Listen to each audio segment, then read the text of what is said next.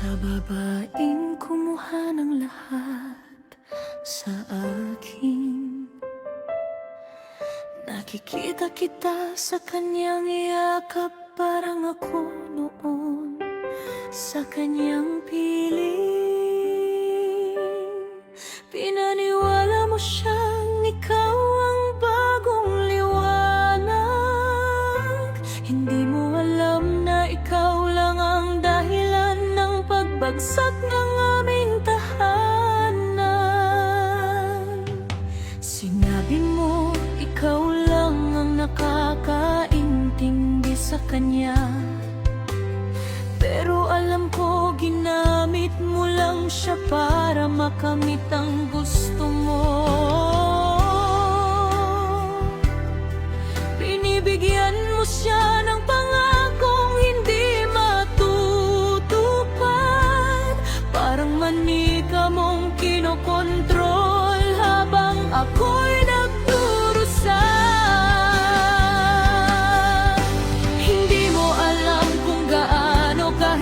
Ang gabing walang siya, paano ko pinubuhos ang lahat para sa aming mga anak? Akala mo'y nanalo, akala mo'y makakaramdam ng tunay na ligaya. Hindi mo alam na ang kasalanang iyong ginawa ay may katapusan.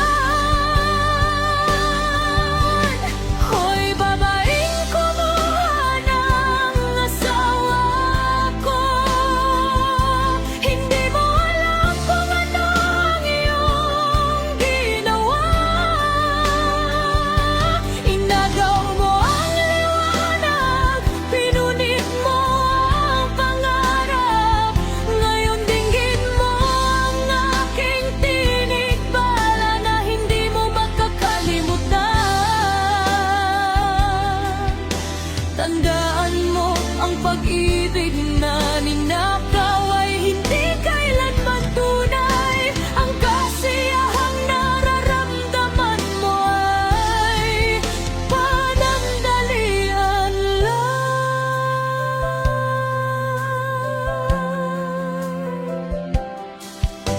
Sabi mo, hindi ako ang kanyang mahal,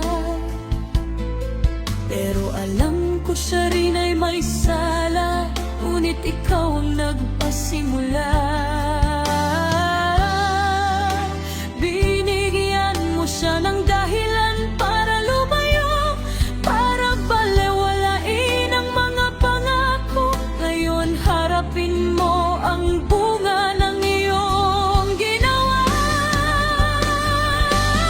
Bakit mo ginawa ito? Bakit mo pinili ang landas ng kasamaan? Hindi mo ba alam na ang tahanan ay hindi dapat sirain?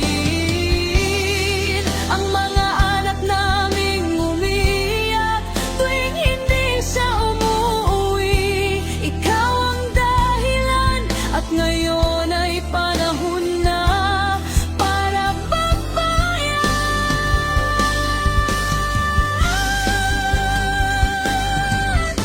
Hindi ka makakatakas sa mga ginawa mo. Hindi ka makakaramdam ng tunay na kaligayahan, dahil ang pag-ibig na iyong kinukuha ay hindi sa iyo ninakaw mo sa'kin.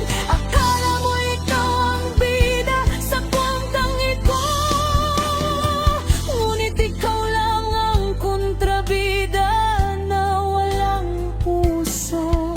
Ngayon dinggin mo ang aking sumpa, pala na hindi mo makakalimutan. Mula sa pusong nadurog na niyong kasama, sumumpa ako! Kung ikaw ang tunay na ugat ng lahat ng ito,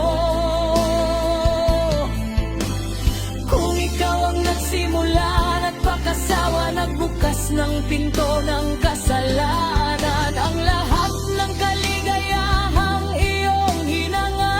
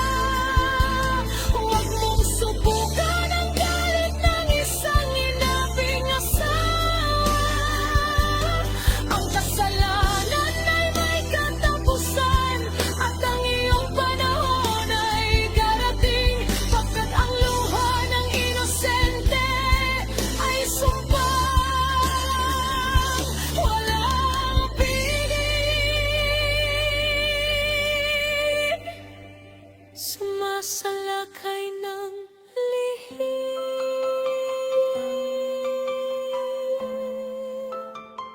Kaya't ihanda mo ang iyong sarili.